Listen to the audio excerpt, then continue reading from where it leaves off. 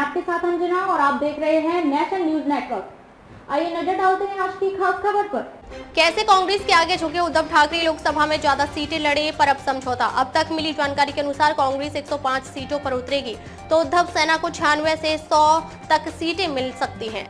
NCP Sharad Pawar को 85 के करीब सीटें दी जा सकती हैं। यह पूरा समझौता उद्धव सेना के त्याग के चलते ही संभव हो पाया है, जिसकी लगातार मांग थी कि वह 125 सीटों पर कैंडिडेट उतारेगी। महाराष्ट्र में महाविकास आघाड़ी गठबंधन के बीच सीट शेयरिंग को लेकर समझौता अंतिम चरण में है। सूत्रों का कहना है कि कांग्रेस, उद्धव सेना और शरद पवार के एनसीपी के बीच सीट शेयरिंग को लेकर जो समझौता हुआ है उसमें उद्धव ठाकरे गुट को त्याग करना पड़ा है।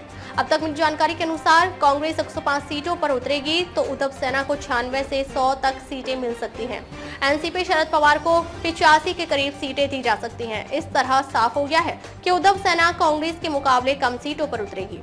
यह पूरा समझौता उद्धव सेना के त्याग के चलते ही संभव हो पाया है, जिसकी लगातार मांग थी कि वे 125 सीटों पर कैंडिडेट उतारेंगे। फिर ऐसा क्या हुआ कि उद्धव सेना को 125 सीटें तो नहीं मिली, बल्कि कांग्रेस से भी कम सीटों पर राजी होना पड़ा। लोकसभा में इससे उलट स्थिति थी, जब उद्धव सेना ने 21 पर चुनाव लड़ा था और 9 सीटें जीती थी। वहीं कांग्रेस ने 17 सीटों पर चुनाव लड़कर 13 पर जीत हासिल की थी।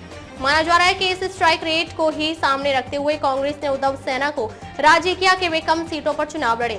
कांग्रेस के प्रदेश अध्यक्ष नाना पटोले और उद्धव सेना के संजय राउत के बीच तो लंबी जुबानी जंग भी चली। यहाँ तक कि संजय राउत ने कहा कि वह उस मीटिंग में नहीं जाना चाहेंगे जिसमें नाना पटोले होंगे।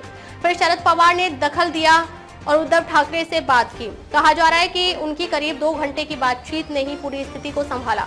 फिर कांग्रेस की दलील थी कि विदर्भ में उसका अच्छा जनाधार है, लेकिन उद्धव सेना की वहां स्थिति कमजोर है।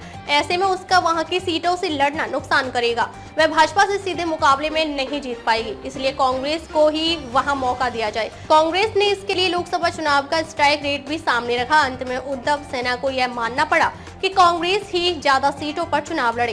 कांग्रेस का कहना था कि अमरावती, नागपुर, रामटेक और पुणे जैसे इलाकों में उद्धव सेना की उपस्थिति कमजोर है, इसलिए यहाँ की सीटों पर हमें ही ज्यादा मौका मिले, जिससे जीत की संभावना बनेगी। वहीं उद्धव सेना ने अंत में बराबरी का भी प्रस्ताव रखा था। इसमें कहा गया था कि उद्धव सेना और कांग्रेस 100-100 सीटों पर उतरे, जबकि एनसीपी एसपी को 88 सीटें दी जाएं। इस पर भी कांग्रेस अड़ गई और अंत में 100 से ज्यादा सीटों पर कांग्रेस कैंडिडेट उतारने वाली है। वहीं उद्धव सेना को उससे 5 से 10 सीटें कम मिलेंगी। खबरों में अब तक के लिए बस इतना ही। फिर होगी आपसे मुलाकात ऐसी एक खास खबर के साथ। तब तक के लिए नमस्कार और देखते रहिए नेशन न्यूज नेटवर्क।